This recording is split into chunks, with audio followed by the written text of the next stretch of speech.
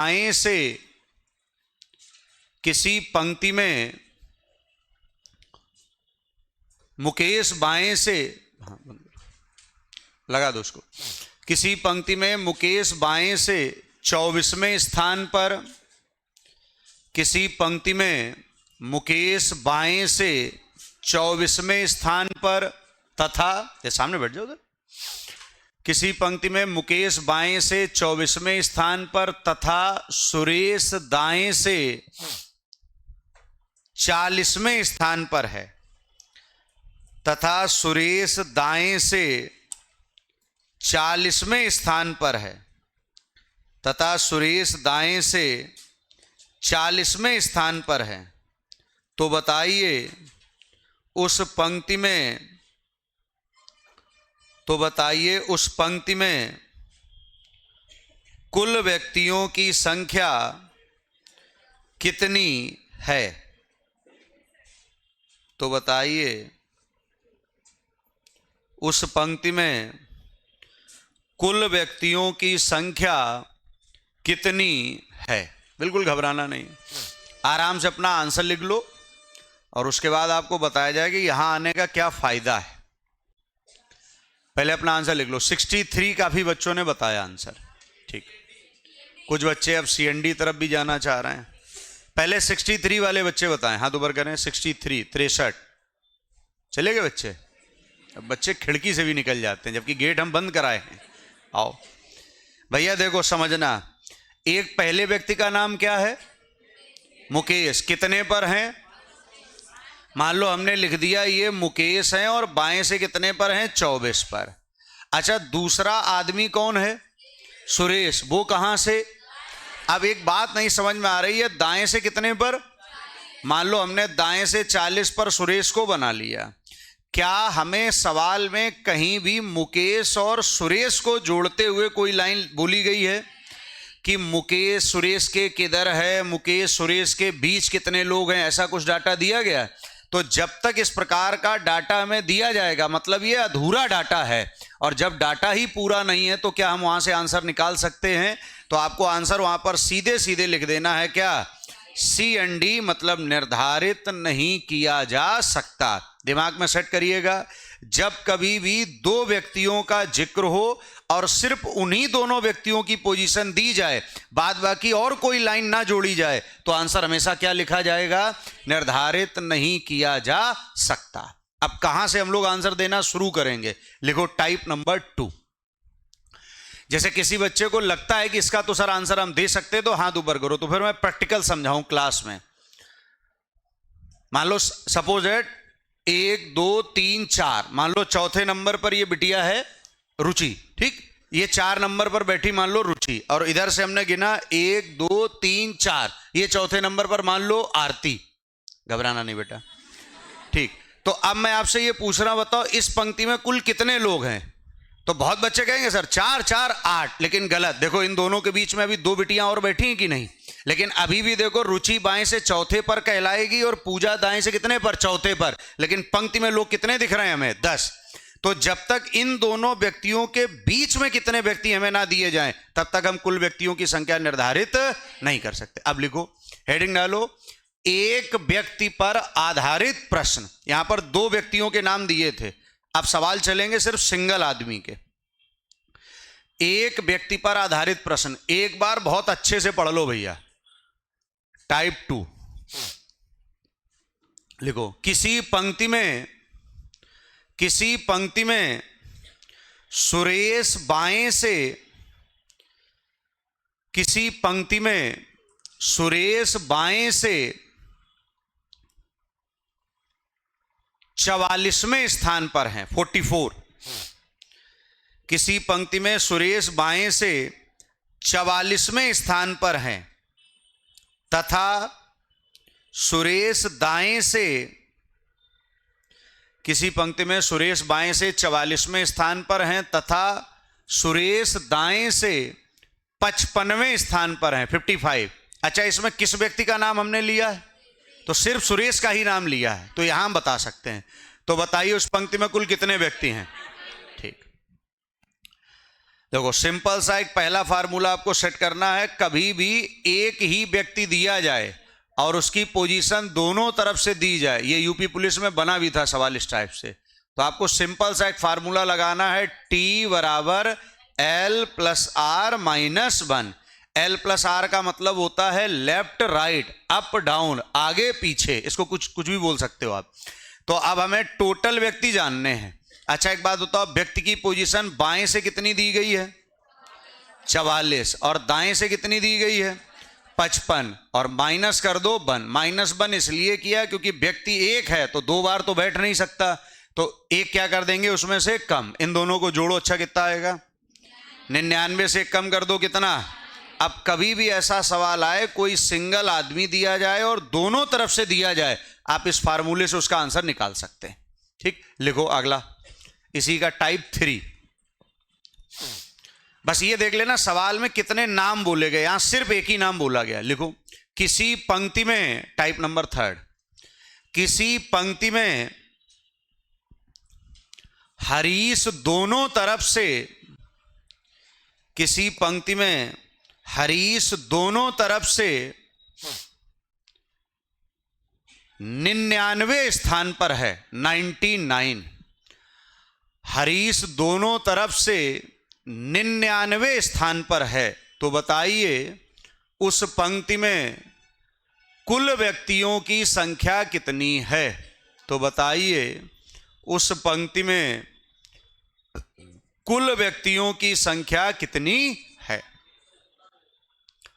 अब यहां पर उन्होंने लेफ्ट राइट नहीं बोला है, लेकिन काम तब भी बन जाएगा आपका।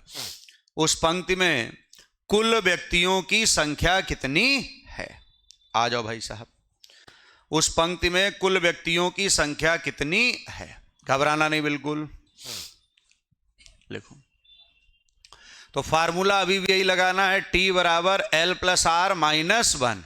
अच्छा एक बात बताओ, लेफ्ट से पोजीशन कितनी दी गई है 99 और राइट से 99। ये कैसे जाना आपने राइट से 99 है, क्योंकि उसने शब्द बोला है दोनों तरफ से, तो दोनों तरफ से का मतलब होता है लेफ्ट से भी और राइट से भी, और माइनस 1 कर दो, कितना आंसर आ जाएगा 197। मतलब सवाल को दो प्रकार से दे सकता है, या तो लेफ्ट राइट बोलेगा या दोनों तरफ से बोलेगा।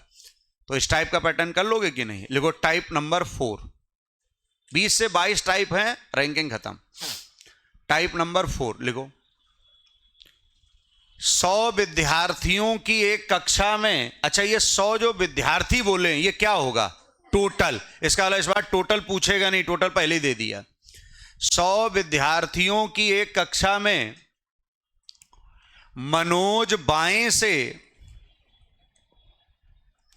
29वें स्थान पर हैं, तो बताइए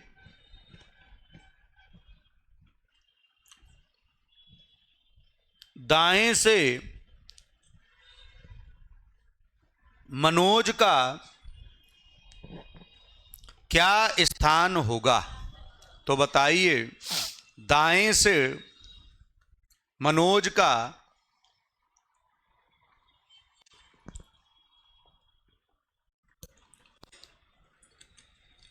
क्या स्थान होगा।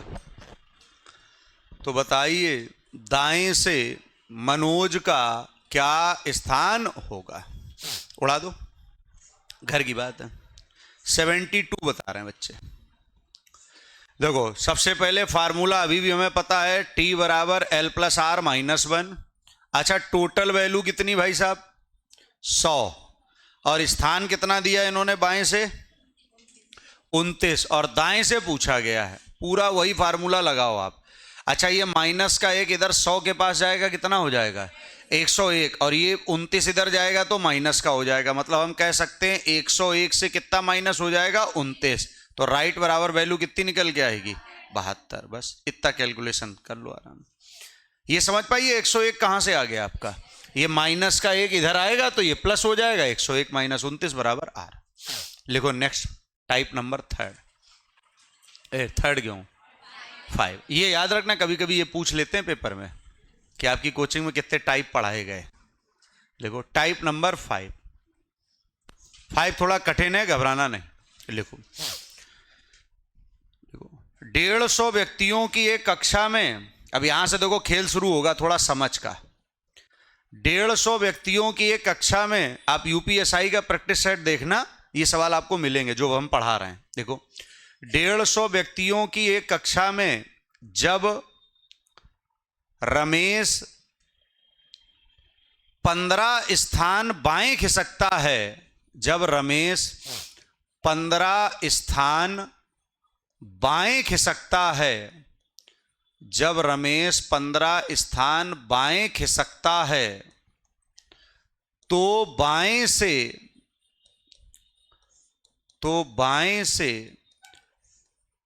40वां हो जाता है। तो बाएं से 40वां हो जाता है। तो बताइए प्रारंभ में उसका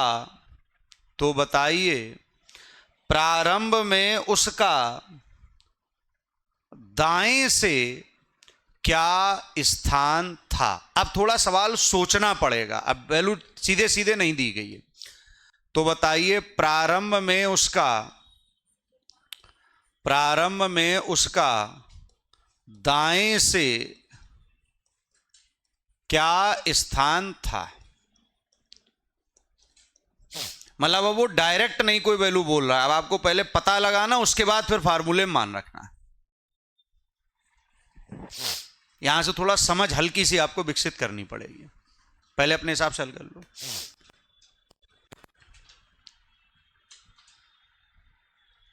डेढ़ 150 लोग थे ना टोटल बोले थे। कोई बच्चा हल किया हो तो आंसर बोल सकता है।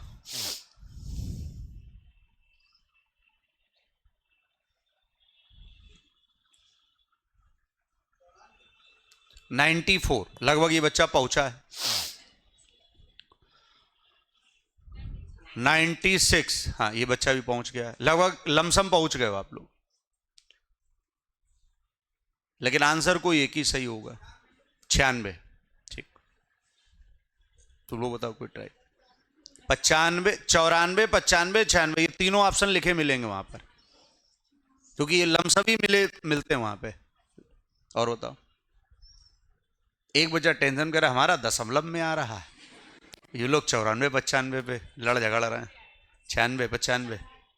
देखो मैं तरीका बताऊं, जैसे पिछले वाले सवालों में क्या था, डायरेक्ट बताया जा रहा। मान लो कोई आदमी आपके साथ जा रहा, किसी ने पूछा ये आपके कौन है, तो आपने कहा ये मेरे फूफा है। लेकिन अब सवाल को ये कैसे बना रहा, किसी आदमी ने कहा भाई साहब ये आपके कौन है, बोले देखिए ये कौन है मेरे, सुनिएगा मेरे एक पिताजी हैं, पिताजी के एक पिताजी हैं, उनके एक पुत्र हैं, उनकी एक बहन है और उनके ये हस्बैंड हैं। तो अच्छा कहना क्या चाह रहा था वो आदमी, कहना अभी फूफा ही चाह रहा, मेरे पिताजी, पिताजी के पिताजी मतलब दादा, दादा के पिताजी मतलब चाचा, और चाचा की बहन मतलब बुआ, और बुआ के पति मतलब कौन। इससे पिछले वाले में उसने क्या कहा था, डायरेक्ट कहा था ये मेरे कौन है। तो इससे पिछले वाले में वो डायरेक्ट लेफ्ट राइट की वैल्यू बता रहा था, इस बार थोड़ा घुमाया है उसने, तो घुमाने वाली चीज हमें भी पता लगानी, आंसर दे देंगे। फार्मूला अपने पास कौन सा है, देखो मैं बता रहा हूं, T बराबर L प्लस R माइनस 1। अभी तक हमें सबके मान पता होते थे, हम डायरेक्ट रख देते थे। इस बार देखो हम सिखा रहे हैं, समझना, कॉपी पेन छोड़ो थोड़ी देर के लिए। टोटल वैल्यू उसने हमें दी है कितनी भाई साहब, 150। इसके लिए आपको घबराना नहीं। अब देखो ऐसे कह रहा 15 स्थान किधर खिसकता है, तो कहां से हो जाता है। अब दिमाग में सेट करिएगा, मैं प्रैक्टिकल भी दिखा रहा हूं। मान लो मैं बाएं खिसक रहा हूं, कितने स्थान, तो अगर मैं यहां पर हूं तो बायां मैं इधर ही तो खिसकूंगा। मान लो मैं 15 स्थान खिसक गया सपोज दैट, तो बाएं से कितना हो गया, इसका मतलब इस समय मेरा स्थान बाएं से कितना है, पहले मैं यहां था कि नहीं, पहले ये बताओ भैया। अगर मैं इस समय 40 हूं तो पहले मैं बाएं से 40 से ज्यादा था या 40 से कम, कितना ज्यादा था, 15। इसका मतलब इस समय अगर मैं 40 पर हूं उधर से, तो पहले मैं 55 नंबर पर रहा था कि नहीं रहा था। अगर मेरी पोजीशन बाएं से 55 रही होगी तो क्या दाएं से आप पता नहीं लगा सकते हो। तो इस सवाल के लिए आपको करना क्या, अगर कोई व्यक्ति किधर खिसके और किधर से हो जाए, मतलब जिस दिशा में खिसक रहा है अगर उसी दिशा में आ जाए, तो इन दोनों पोजीशन को कर दोगे आप क्या भैया, प्लस कर दोगे कि नहीं। 15 और 40 प्लस करो कितना आएगा, ये जो 55 वैल्यू आएगी, जिधर से व्यक्ति खिसक के आया है, ये खिसक के किधर से आया, तो आपको इतना पता चल गया है कि लेफ्ट की वैल्यू अब आपको कितनी लिखनी है, 55। तो बताओ भैया, लेफ्ट बराबर 55 लिख पाओगे कि नहीं? और राइट की वैल्यू आपको जाननी है, बस काम हो गया। इतना हल नहीं कर पाओगे आप। 150 में एक जोड़ दो, कितना हो जाएगा? 151। और 151 से 55 गए कितने? 96। आंसर आपका बिल्कुल ओके आएगा। एक बार ढंग से समझ लो पहले सवाल। जिस दिशा में खिसका है उसी दिशा से आ जाए तो दोनों को क्या कर देना, प्लस। और प्लस करने पर जो बाद की दिशा दी जाए, बायां है तो यहां लिख दो बायां। मतलब हमें पता चल गया बाएं से ये कितना है, 55। और अगर पहले बाएं से 55 रहा होगा तो पक्की बात है दाएं से कितने पर रहा होगा, 96 पर। एक सवाल और बोल रहे हैं, दोनों में अंतर समझा देंगे। इस बार बायां खिसकेंगे और दाएं से हो जाएंगे, बस अंतर समझ जाना। मतलब लेफ्ट से 55 निकालने के लिए आपको इतना समझ विकसित करनी पड़ेगी बस, और बाद बाकी हल वैसे ही करना जैसे करते हो आप। बोले लिखो, 90 विद्यार्थियों की एक कक्षा में 90 विद्यार्थियों की एक कक्षा में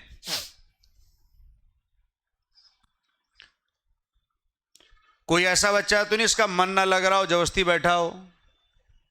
कोई बच्चा क्लास में मान लो, तो बता देना, आप मुझे इशारा कर देना, क्योंकि अभी मेरे पास खबर आई है, मेला, कुंभ मेला लगने जा रहा है ना वहाँ पे, तो वहाँ बहुत वैकेंसी खाली है। वहाँ पर आपको कुछ नहीं करना, माइक लेके बस आपको इतना बोलना है, भीड़ ना लगाइए आगे बढ़िए, भीड़ ना लगाइए आगे बढ़िए, वैकेंसी खाली है।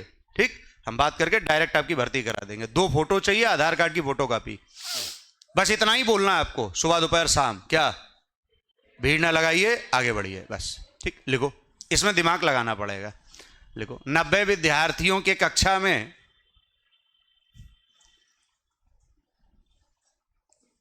राजू जब 11 स्थान बाएं खिसकता है तो दाएं से 19वां हो जाता है। तो बताइए, प्रारंभ में उसका बाएं से क्या स्थान था? तो बताइए, प्रारंभ में उसका बाएं से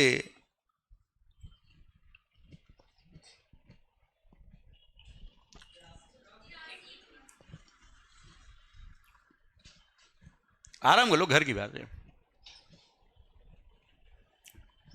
प्रारंभ में उसका बाएं से क्या स्थान था?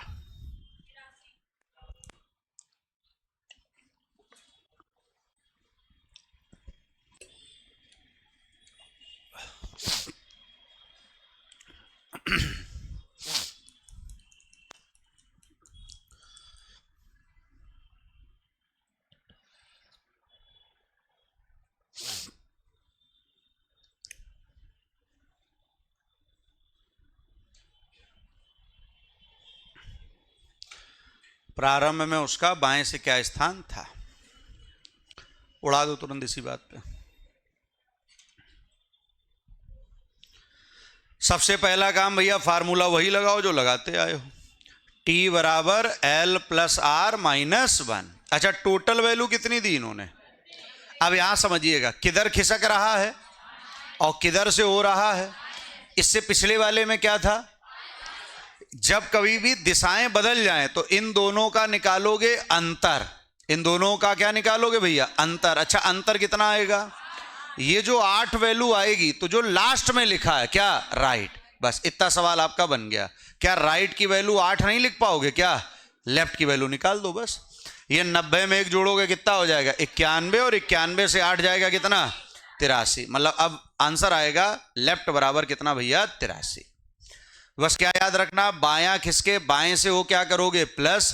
बायां खिसके दाएं से क्या निकालोगे? अंतर। दायां खिसके दाएं से तो क्या करोगे? प्लस। और दायां खिसके बाएं से तो क्या निकालोगे? अंतर। जो भी वैल्यू निकालोगे लास्ट में जो लिखा होगा वो वैल्यू उसी दिशा से निकल करके आएगी, बाद बाकी फार्मूला लगा देना। क्लियर? आओ एक 4 सवालों का प्रैक्टिस कर लेते हैं, जिससे डाटा ये सेट हो जाएगा आपके दिमाग में, कभी भूलोगे नहीं आप।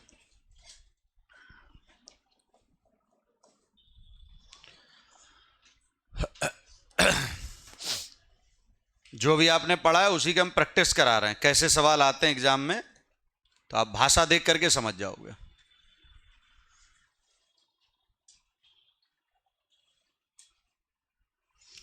बाद बाकी जिनका मन ना लग रहा हो उसकी प्रैक्टिस करते रहें, बस भीड़ ना बढ़ाओ, आगे बढ़ो, बस इतना ही बोलना वहां पूरे कुंभ मेला तक।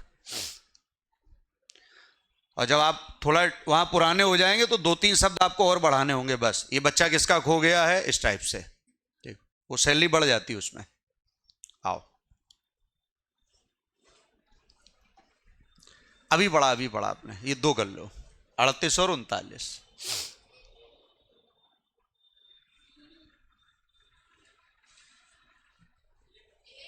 पहले वाले का 1 बता दिया भैया, बहुत बढ़िया। दूसरे वाले को बता दो। पैटर्न है, समझ गए होगे, उड़ा दोगे तुरंत। देखो सबसे पहले ये कह रहा है लड़के कितने हैं, तो फार्मूला अपने पास T बराबर L प्लस R माइनस 1 लगेगा। अच्छा, टोटल वैल्यू तो 10 रख दो आप। अब क्या कह रहा है, एक पंक्ति में जब नितिन को किधर खिसकाया गया, कितना, और हो किधर से गया, कितना। अभी क्या पढ़कर आए थे, जिधर खिसके उधर से ही हो जाए, दोनों को क्या करना है, प्लस। अच्छा, 2 और 8 कितना, ये 10 किधर से आएगा, बाएं से, तो लेफ्ट की जगह 10 रख दो, राइट की जगह राइट रख दो, -1 की जगह -1। हल नहीं कर पाओगे क्या, ये माइनस का बन जाएगा, इधर ये हो जाएगा 11, 11 से 10 जाएगा, कितना बचेगा, 1। मतलब हमारी जो स्थिति दाएं ओर से आएगी वो कितनी आएगी, 1। बस एक आंसर मार दो। इसमें भी कितने लड़के हैं टोटल, तो T बराबर L plus R minus 1, total value 10।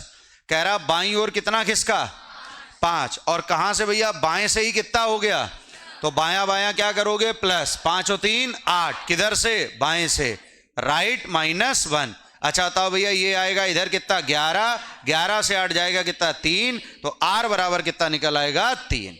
दोनों क्लियर, आ जाओ भैया, 2 और उड़ा दो। दोनों लगभग वही स्थान है, ये थोड़ा आपको दिख नहीं रहा होगा, ये 3 लिखा है, 3, 26। बहुत बढ़िया भैया, पहले वाले का 26, दूसरे का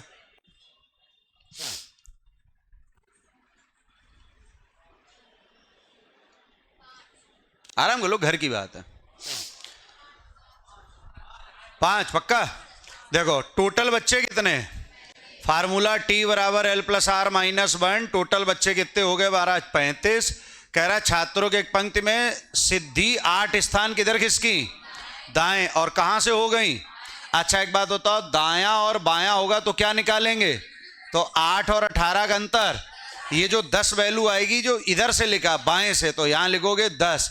अब राइट जानना है आपको, 35 और 1 36, 36 से 10 गया 26, राइट बराबर कितना निकल आएगा, 26। यहां पर कह रहा है टोटल बच्चे कितने हैं, तो 15 लिख दो, T बराबर फिर L प्लस R माइनस 1। देखो राजू को दाईं ओर कितना खिसकाया गया, 3, तो दाएं से ही कितना हो गया, दायां और दायां है तो जोड़ लो इनको, 8 और 3 11, और 11 राइट से आ जाएगा, ये आ गया। लेफ्ट जानना है, ये 15, 15 और 1 और 16 से 11 गया 5। कर लोगे इस पैटर्न का सवाल, लिखो, हेडिंग डालो फिर इसी बात पर, 2 व्यक्तियों पर आधारित प्रश्न। अभी तक आपने जितने भी टाइप पढ़े होंगे सब में सिंगल आदमी बोला गया होगा, अब आपको 2-2 आदमी बोले जाएंगे। लिखो, 2 व्यक्तियों पर आधारित प्रश्न, 2 व्यक्तियों पर आधारित प्रश्न।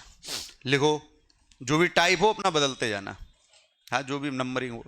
लिखो अगला सवाल, 150 व्यक्तियों की एक पंक्ति में, सवाल लिखते जाओ, 150 व्यक्तियों की पंक्ति में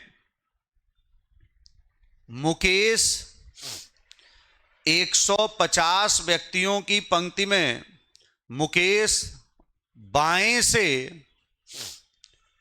150 व्यक्तियों की पंक्ति में मुकेश बाएं से 24वें स्थान पर है, मुकेश बाएं से 24वें स्थान पर है, तथा सुरेश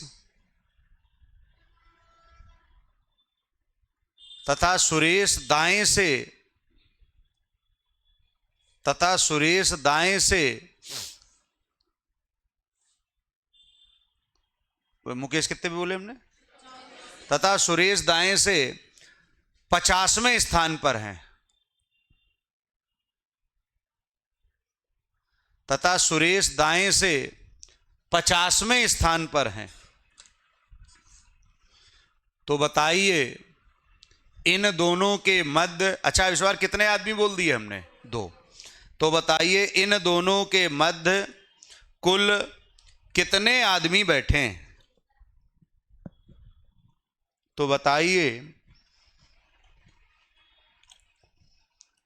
इन दोनों के मध्य कुल कितने आदमी बैठे हैं? बिल्कुल सही है। इन दोनों के मध्य कुल कितने आदमी बैठे हैं?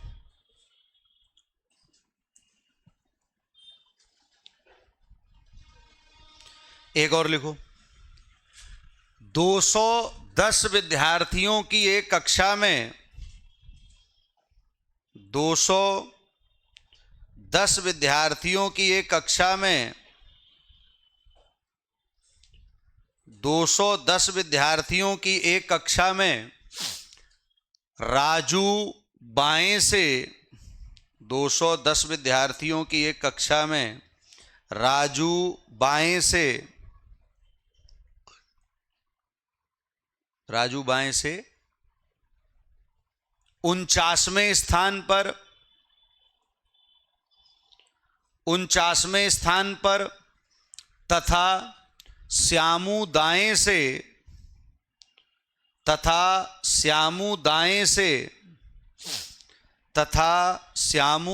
से कितने लोग थे टोटल? तथा श्यामू दाएं से 173वें स्थान पर हैं।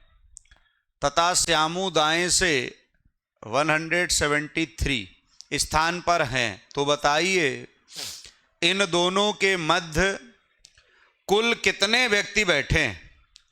तो बताइए इन दोनों के मध्य कुल कितने व्यक्ति बैठे हैं? तो बताइए इन दोनों के मध्य कुल कितने व्यक्ति बैठे? उड़ा दो तुरंत। इन दोनों के मध्य कुल कितने व्यक्ति बैठे? लगा दो दिमाग अब।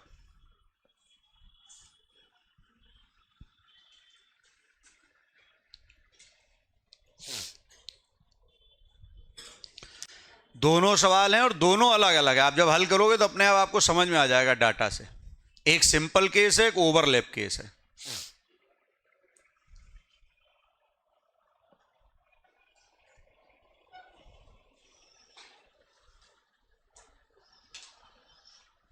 हो गया होगा। पहले वाले का 96, दूसरे वाले का दूसरे वाले का। आराम कर लो, अभी तो हम लोग पढ़ ही रहे हैं ना। बस जो बच्चे थोड़ा पहले से पढ़े वो क्लियर किया करें चीजें। पढ़ते रहो लगातार, किसी एक दिन रिजल्ट मिलेगा, पूरी मेहनत आपकी सार्थक हो जाएगी।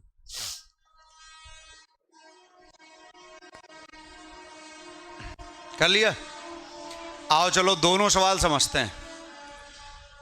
बिल्कुल सिंपल सा सवाल है, घबराना नहीं। पहले वाले सवाल में टोटल कितने बच्चे बोले इन्होंने भैया? 150। अच्छा हमारे पास जो 2 नाम दिए गए उन नामों को बताओ। अच्छा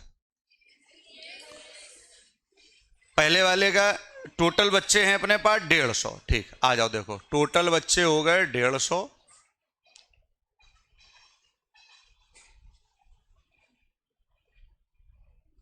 पहला आदमी कौन है? मुकेश। मुकेश कितने पे? बाएं से 24वें पर। और दूसरे सुरेश दाएं से कितने पर? 50 पर। ठीक, 50। इतना तो समझी गए ना सवाल को देख करके। अब आपको कुछ ज्यादा नहीं करना, इन दोनों की पोजीशन को प्लस कर दो। आप करो प्लस भैया, तो ये आ जाएगा 4 और ये कितना आ जाएगा? 74। अच्छा टोटल कितने बच्चे हैं? बस आप सिंपल सा 150 से 74 घटा दीजिएगा। कितना आएगा? 76। जितना आया बस वही आपके व्यक्ति कैसे आ जाएंगे? मध्य में। बताओ कुछ बड़ा काम कर दिया क्या आपने?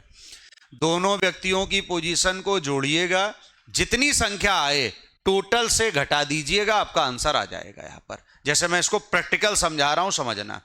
मान लो 10 लोग हैं, 1 2 3 4 5 6 7 8 9 10, तो टोटल कितने आदमी दिए इन्होंने? 10। जैसे यहां टोटल 150 दिए।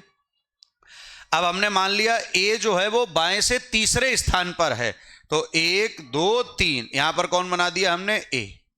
और हमने कह दिया जो बी है वो भी दाएं से तीसरे पर है, तो बी बना दिया 1 2 3, यहां क्या बना दिया? बी। अभी ये बीच में ना देखना कितने लोग हैं, हमें मध्य निकालना है। इन दोनों को जोड़िएगा, 6। टोटल कितना है? तो इस 10 से 6 घटा दीजिएगा, 4। अब आप प्रैक्टिकल देख लीजिएगा, क्या 4 आए हैं क्या? देखो आप ध्यान से, ए और बी के बीच आपको कितने लोग दिख रहे हैं? ऐसा ही 150 में भी काम हुआ होगा, लेकिन वहां हम ये काम नहीं करेंगे। वहां सिंपल सा क्या करेंगे? दोनों को जोड़ेंगे और जोड़ने पर जो भी वैल्यू आएगी वो टोटल से घटा दीजिएगा, आपको क्या मिल जाएगा? मिडिल। अब मान लो किसी बच्चे ने इतना ही सीखा, तो यही काम वो दूसरे में भी करेगा, लेकिन गलत हो जाएगा। टोटल कितने बच्चे दिए गए दूसरे में? दूसरे में दिए गए हैं 210। अच्छा एक बात बताओ, पहला आदमी कौन है? राजू। कितने पे है?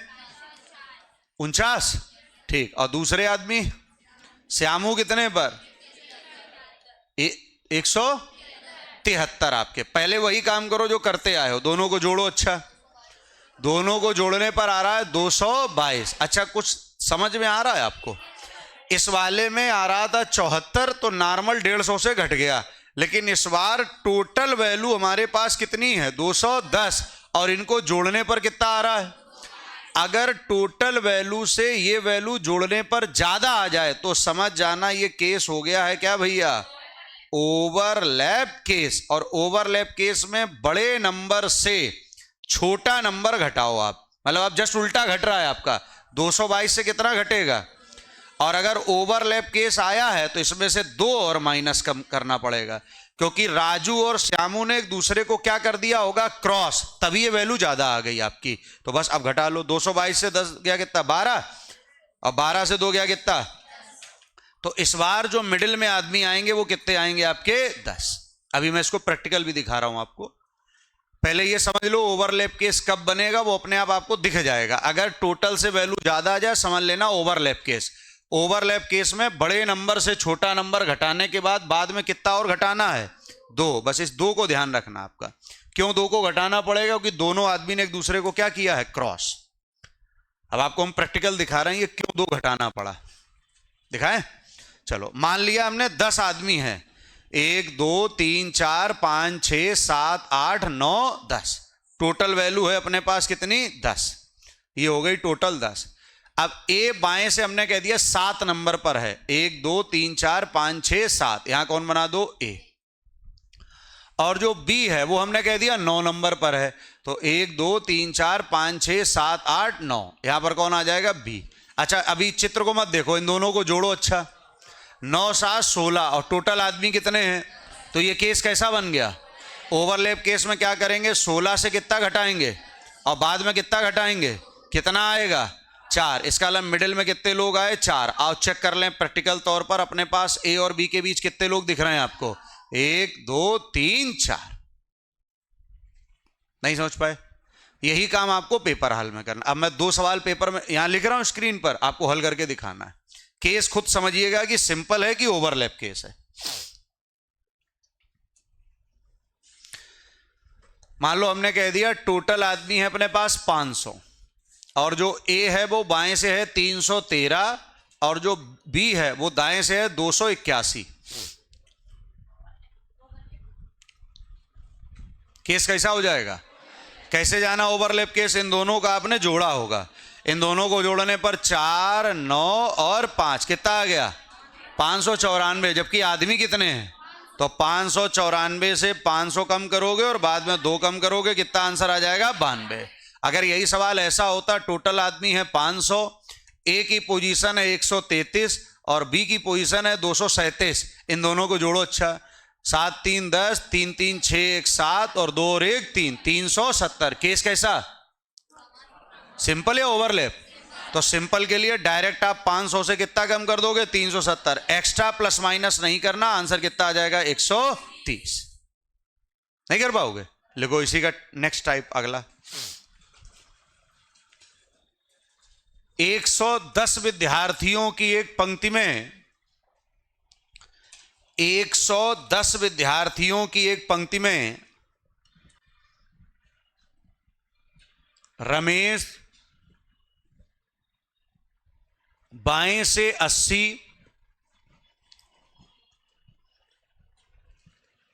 तथा सुरेश 110 विद्यार्थियों की पंक्ति में रमेश बाएं से कितने भैया 80 तथा सुरेश दाएं से 30वें स्थान पर हैं 30। रमेश है 80 और सुरेश है कितने पे 30 पर। तो इन दोनों के आपको ये बताना था मध्य में कितने आदमी हैं। आराम दल करो, सेम वही पैटर्न अपनाओ। केस सिंपल है, ओवरलैप है या कैसा है, ये तीसरा केस बना आपका। आपने इन दोनों को जोड़ा होगा भैया, इन दोनों को जोड़ने पर कितना आया 110 और टोटल लोग कितने हैं। तो ये ना तो नॉर्मल केस है ना सिंपल केस है, ये बराबर का केस है। और बराबर का केस आ जाए तो आंसर कितना लिख दोगे आप, डायरेक्ट 0। बस तीन ही केस बनेंगे, या तो टोटल से वैल्यू कम होगी या टोटल से ज्यादा होगी या टोटल के बराबर। बराबर हो कितना लिख देना 0, कम हो नॉर्मल घटा देना, ज्यादा हो तो ओवरलैप केस बना देना। कर लोगे कि नहीं, पक्का बताओ। आओ हल्का सा ट्राई कर रहे हैं, इसी टाइप के हम सवाल कुछ दिखा रहे हैं आपको, उड़ाना। अच्छा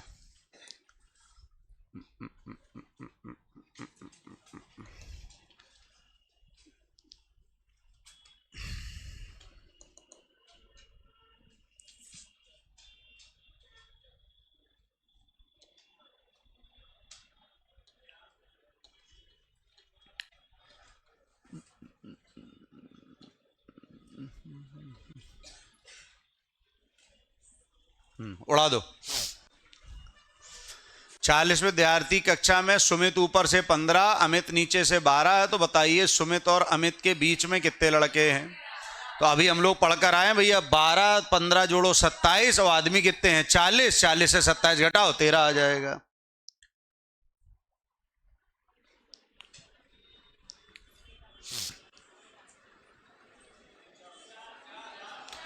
अरे भैया टोटल बच्चे हैं 80, ये हैं 13, ये हैं 18। 13 और 18 जोड़ो कितना होता है 31। और बच्चे कितने हैं 80 से 31 घटा दो, सीधे डायरेक्ट 49 आंसर पा लो। ठीक, अभी सब पढ़ोगे ये, अभी तो जो पढ़ा है वो वाले चेक।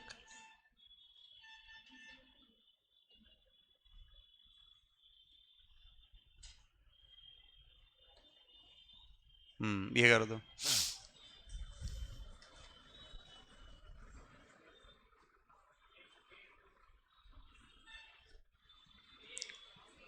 अभी पढ़ा है, अभी बिल्कुल।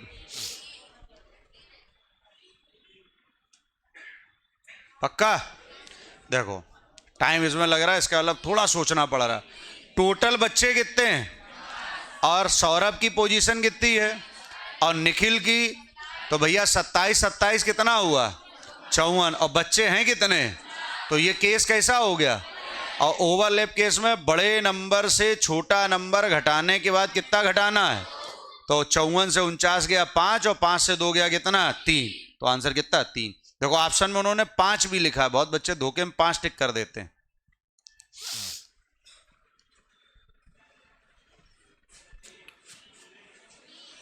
केस पकड़ो सिर्फ। टोटल बच्चे कितने हैं 29 और रमेश का स्थान 17 है और हेमंत का स्थान भी 17 है। 17 17 और बच्चे कितने हैं, केस कैसा, तो 34 से 29 और -2। इसका भी आंसर कितना आ जाएगा 5 नहीं आएगा 3 आएगा। यही तो गलती पेपर में करता बच्चा, इसको कर दो। तुरंत सिखा के देखो, तुरंत प्रैक्टिस भी करा दे रहे हैं आपकी।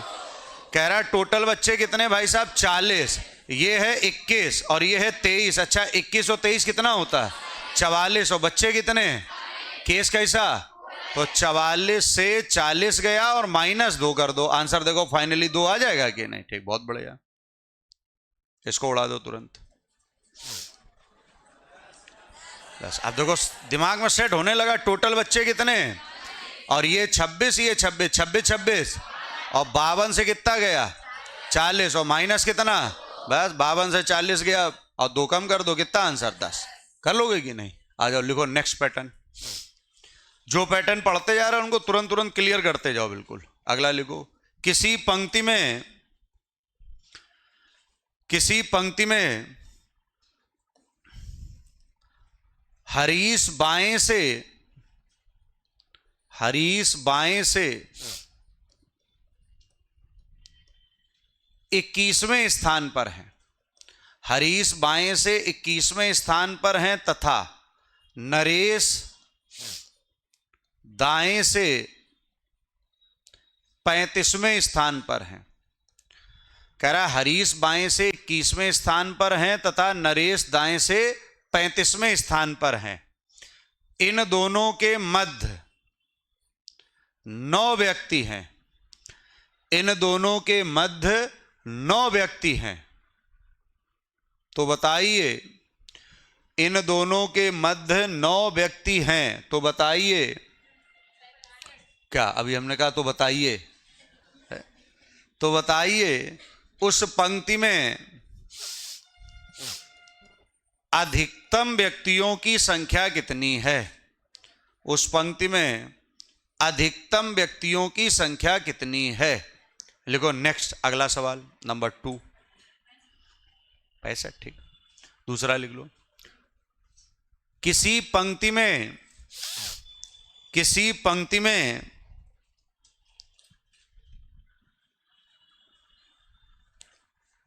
सीता बाएं से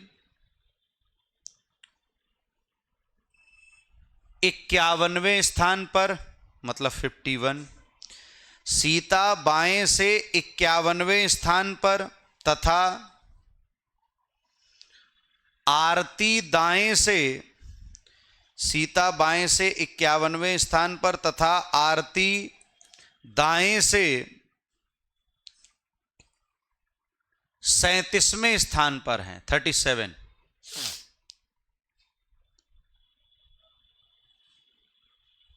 इन दोनों के मध्य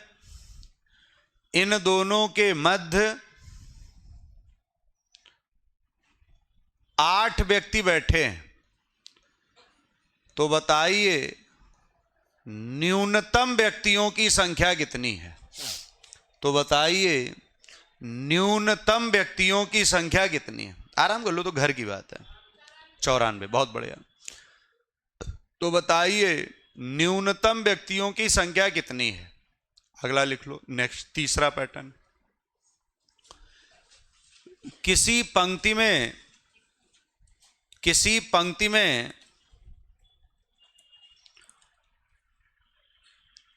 नील प्रसाद बाएं से 38वें स्थान पर, 38, तथा उजाला देवी दाएं से 65वें स्थान पर है, 65, 65वें स्थान पर है। इन दोनों के मध्य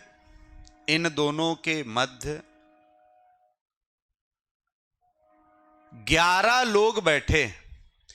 इन दोनों के मध्य 11 लोग बैठे हैं। तो बताइए उस पंक्ति में कुल व्यक्तियों की संख्या कितनी है? बिल्कुल सही है। तो बताइए उस पंक्ति में कुल व्यक्तियों की संख्या कितनी है? पहले वाले सवाल में पूछा है उसने क्या भैया? अधिकतम। देखो तीनों में अंतर है। जो बच्चे कभी पहले पढ़े हैं प्रयास करेंगे। दूसरे वाले में उन्होंने पूछा है न्यूनतम, और तीसरा जो पैटर्न है उसमें उन्होंने पूछ लिया भैया आपसे क्या? कुल। आओ पहले आराम से प्रयास करो, फिर तीनों को हम समझाते हैं तीनों में अंतर क्या है। अधिकतम में क्या अंतर होता है, न्यूनतम में और कुल में।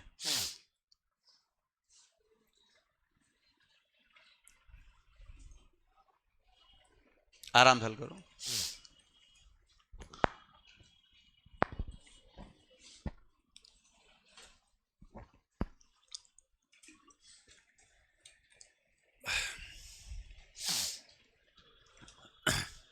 पहले अपने हिसाब से हल कर लो। कोई बच्चा अगर पुरानी वाली कॉपी लाए उसमें देख लो, हाँ, पेज पलट रहा ना एक बच्चा, अब उस बच्चे को पता ही नहीं कॉपी बदल चुकी। बच्चे बेचारे क्या क्या करें, बहुत मेहनत पड़ती है भाई, पड़ती होगी नहीं बेटा? बताओ इस उम्र पे पढ़ना पड़ रहा आप लोगों को, है कि नहीं?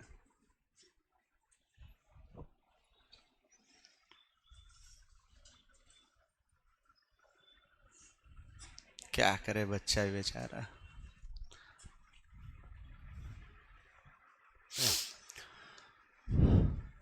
कर लिया होगा अधिकतम, न्यूनतम और कुल, बताया जाए? ठीक, आओ जिन बच्चों ने हल किया वो ये देखें सही है गलत, और जो नहीं परिचित हैं उनको हम सिखा रहे हैं। कभी भी भैया अधिकतम पूछा जाए तो बहुत ज़्यादा लोड नहीं लेना आपको पेपर हाल में। आप एल वैल्यू, आर वैल्यू और मिडिल वैल्यू, बस इन तीनों को जोड़ देना, एक्स्ट्रा कोई चीज़ प्लस माइनस मत करना, बस आंसर आ जाएगा आपका। लेफ्ट कितना दिया पहले वाले में? 21, दूसरा राइट 35 और मिडिल 9, बस इनको जोड़ लो आंसर आ गया बस। अब बताओ कभी भी आपसे क्या पूछ ले भाई साहब, वो अधिकतम, तो सीधा फार्मूला लेफ्ट राइट मिडिल, बस इससे ज्यादा हो ही नहीं सकता, वहां पर तीनों को जोड़ लो आंसर आ गया। लेकिन सवाल बिल्कुल वैसा ही लिखा हो, लेकिन क्या लिख दे वहां पर भाई साहब? न्यूनतम, तो फिर ये मत लगा देना फार्मूला वहां पर, फिर क्या करना? लेफ्ट और राइट को जोड़ देना, पहला काम। बस मिडिल वाली वैल्यू को क्या करना है? अच्छा ध्यान रखिएगा, अगर मिडिल की वैल्यू आप घटाओगे तो इसका मतलब ये पक्का ओवरलैप केस हो जाएगा, तो इसमें से फिर कितना कम करना पड़ेगा? 2। तो न्यूनतम का फार्मूला अपने पास बन के आ गया क्या? L plus R minus M और -2, बना लो तुरंत इसी बात पर, L plus R minus M -2। अच्छा तो लेफ्ट की वैल्यू कितनी है? 51 और राइट की 37 और मिडिल 8 और -2 कर दो भैया, कितना आ जाएगा इससे? 78। ये आंसर बता रहे हैं बच्चे भैया, आ जाएगा। अब अच्छा, ना तो उसने अधिकतम पूछा ना न्यूनतम पूछा, क्या पूछा है? तो ध्यान रखिए, कुल में पहली वरीयता दी जाती है किसको? अधिकतम को। अगर अधिकतम वाला ऑप्शन ना हो तो वरीयता किसको दोगे? न्यूनतम को। आई बात समझ में की? और अगर मान लो कोई ऑप्शन ऐसा लिखा हो जिसमें अधिकतम और न्यूनतम दोनों या करके लिख दिए गए हों, तो फिर उसको वरीयता दी जाएगी। फिर समझो, अगर सवाल में क्या पूछ लिया जाए? कुल, तो पहले कौन सा फार्मूला लगाओगे? मान लो अधिकतम है ही नहीं वहां पर, तो कौन सा लगाओगे? और आपने देखा कि अधिकतम भी लिखा एक जगह और न्यूनतम भी लिखा, तो फिर किस ऑप्शन को देखोगे? जिसमें अधिकतम और न्यूनतम दोनों क्या या करके लिखे होंगे। जैसे इसका अधिकतम की वैल्यू कितनी निकली? इसकी 114, पक्का सही बताना, और न्यूनतम की 90। अब मान लो आप पेपर हॉल में बैठे हैं और वहां ऐसे ऑप्शन लिखे हैं, वहां पर A, B, C और D, 114, 90, 100 और 105। बताओ किसको टिक लगाओगे? 114 पहली वरीयता किसको दोगे? अधिकतम। मान लो वहां पर 214 लिखा है, अब बताओ। तो पेपर में ये ना सोचना सवाल गलत आ गया है, अगर कुल पूछा है तो फिर 114 नहीं है तो किसको आंसर टिक लगाओगे? अगर मान लो वहां पर ऐसा ऑप्शन लिखा हुआ पर 114 या 90, अब बताओ, तो अब 90 को टिक लगाओगे, उस ऑप्शन को टिक लगाओगे? तो बस फिर समझो, अधिकतम पूछा जाए तो सिर्फ अधिकतम, न्यूनतम पूछा जाए तो सिर्फ न्यूनतम, और कुल पूछा जाए तो पहली वरीयता अधिकतम, फिर न्यूनतम, और अधिकतम न्यूनतम दोनों ही हो तो फिर किसको वरीयता दे दोगे? अधिकतम या न्यूनतम। अंतर समझ पाई कि नहीं भैया? पक्का बताओ। अब एक सवाल हम बोल रहे हैं, तीनों आंसर निकाल के दिखा दो आप लोग, तीनों लिखना आपको, लिख लो। ए बाएं से है आपका 99, बस वैल्यू लिख लो सीधे सीधे। ए बाएं से है 99 और बी दाएं से है आपका भैया 117 और मध्य में लोग हैं इनके 40। तो आपको तीनों आंसर निकाल के दिखाने हैं, अधिकतम, दूसरा न्यूनतम और तीसरा कुल। करिए हल।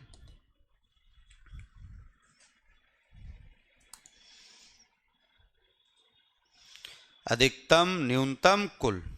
उम्मीद कर सकते हैं।